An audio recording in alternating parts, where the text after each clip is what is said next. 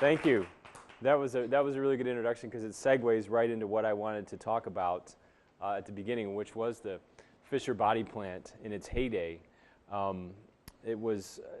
went to high school across the street from the Fisher Body Plant in Lansing, Michigan, and it was perfectly integrated into the industrial life of the state. The high school was kind of part of the supply chain. It would provide the workers for industrial labor.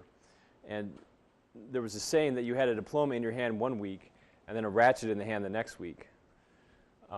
People would just walk right across the street 2 weeks after graduation and they'd have a job. And when I was going to school, I remember inhaling paint fumes as I ran on the track. It was just this Swedish chemical odor. And seeing workers standing in the balconies during Friday night football games, watching from across the street. And of course there was a bar across from every entrance. And then the prologue of the book, it's called Gus's Bar, and it's about Gus Kaliakatsos, who emigrated to Lansing in 1960 because an American consul told him the most jobs were in Michigan. So he figured that was the most promising place. And by the time I started high school in 1982, the unemployment rate in Michigan was 14%. And one of our chemistry teachers used to begin his classes every semester by telling us, it used to be that you didn't have to study here because you could just walk across the street and get a good job. But those days are over. Now you guys are going to have to study hard and go to college. So I studied hard and I went to college, and even after that I didn't get a good job. I got out of college in the early 90s when there was another recession going on, and I remember being fascinated by stories from baby boom auto workers about how easy they'd had it finding work. I read a story in the Detroit Free Press about a young guy who was pumping gas in Flint when a GM personnel officer rolled in and asked, "Why aren't you working in the shop?" So the pump jockey shrugged, and the driver took down his name and number, and a week later he got a call telling him to report for work. And they used to call GM had a couple nicknames. One was the General, and the other was Generous Motors.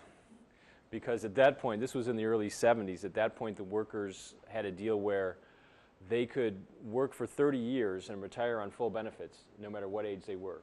And they had health care for the rest of their lives. That's over too, which we'll get to later. So for a Generation Xer like me, this was like employment porn. I have one anecdote in the book about one of my high school friends who came home from the Army and started getting a hard time from his dad because he didn't have a job. So my friend Larry had to tell his dad that kids these days don't have it as easy as you did, Dad. It was just a reversal of the usual father-son conversation about how tough it had been when he was growing up. And Larry said, "I think that you have to know, if everyone had the same opportunity that you did to just walk into a personnel office, fill out a piece of paper, go to work the same day, we'd all be there. You just can't walk into General Motors today." And Larry eventually made it to General Motors, but I think it took him about 10 years, and he had to work in several other smaller manufacturing concerns, and he's still not an actual employee. He's a fireman, and he works for a subcontractor. So he didn't quite make it as high as his dad did. Another guy I profiled was Don Cooper, who runs a classic car show called the Oldsmobile Homecoming. He graduated from high school in 1965, and his job search consisted of cutting classes for one afternoon to apply at all the auto plants in town. And he hired in on September 13th, 1965, which was GM's largest hiring day since World War II. And that was no coincidence because it was just as the Vietnam War was cranking up. And Vietnam was the perfect little war for General Motors because it was big enough to provide $750 million a year in defense contracts, but it wasn't so big that the company couldn't build cars too, like they had done in World War II. It wasn't a total war. So from 1965 to 1969, there was not a single month when the unemployment rate was higher than 4% in the United States. You couldn't be a slacker in the 1960s. The hippies had to create an entire alternative morality to justify their indolence. So Don got married and bought a house when he was 20 years old and went on to work 37 years at General Motors. So his whole life course was basically set right out of high school. And one thing he told me was that the baby boomers, he believes, will be the last generation to earn more than their parents did. So part of this is a generational story. And then in 2006, Fisher Body was torn down. And while the work was going on, I saw a sign on the fence that said, "Demolition means progress," which I thought was kind of Orwellian. And now that piece of land looks like a cross between Nagasaki and the Badlands. There's nothing there but wildflowers.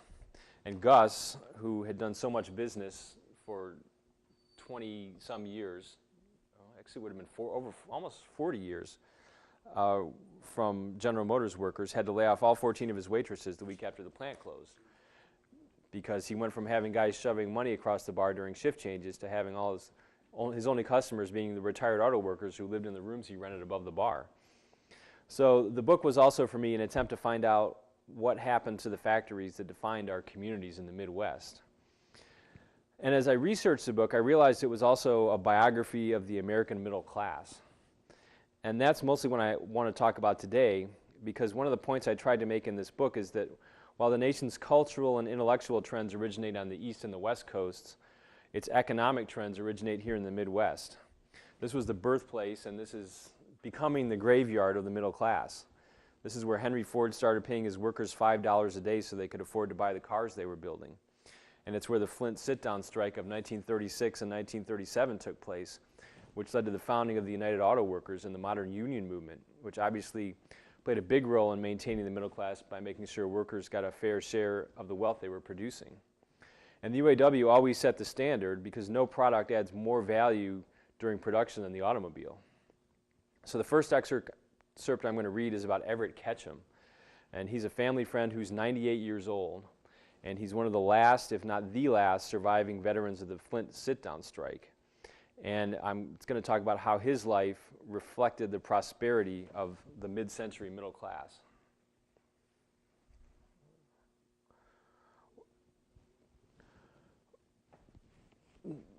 One of the last surviving sit-down strikers, Everett Ketchum not only participated in the battle that founded the middle class, he enjoyed all the spoils of the peace that followed. As a tool and die maker at General Motors, Everett earned $27 an hour in the 1970s, more than any of the neck-tied budget analysts and wildlife biologists in Lansing's mazes of state government cubicles. After he retired, he was guaranteed free health care for the rest of his life. 38 years so far, only a year less than he worked in the shop. Without the benefits the UAW won from General Motors, Everett would have lived at his old age as an unwanted uncle, if he were living his old age at all. He's decided 100 years will be enough life. After GM went bankrupt in 2008, I told him that his superannuation, both the result of and the cause of his consumption of health benefits, was personally responsible for GM's financial crisis.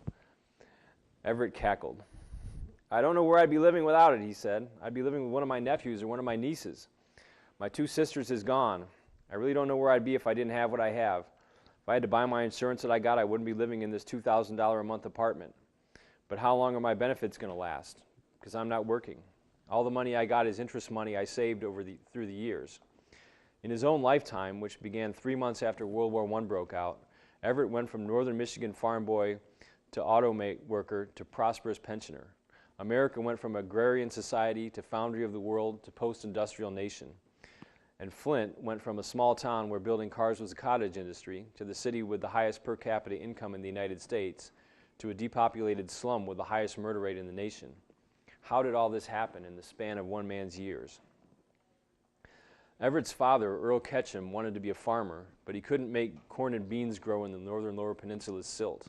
So he worked in the family general store, driving a horse and buggy around the countryside, trading goods for milk, potatoes, and eggs. When America entered the Great War, it was join the Army or work in a factory. So Earl moved his family to Flint, where he built airplane engines at the Buick, as the locals called the auto manufacturer that would eventually employ 2/3 of the city. By the early 20th century, Flint was already on its third great industry, each a descendant of the last. In 1865, a sawmill began operating on the Flint River, slicing the pine woods into lumber. Once the forests were exhausted, Flint used the timber to become the nation's carriage-making capital. When the automobile made carriages obsolete, a Scottish-born tinkerer named David Dunbar Buick added an engine and formed the company that became General Motors. For a factory town, war meant work.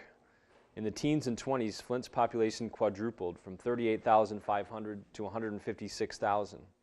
GM headhunters sought out dirt formers all over the Middle West and the Mississippi Valley, handing them one-way tickets to the vehicle city, as Flint nicknamed itself. The newcomers to this boomtown slept in shacks, tents, and railroad cars. Earl Ketchum's family rented a tiny house, all he could afford on his factory pay.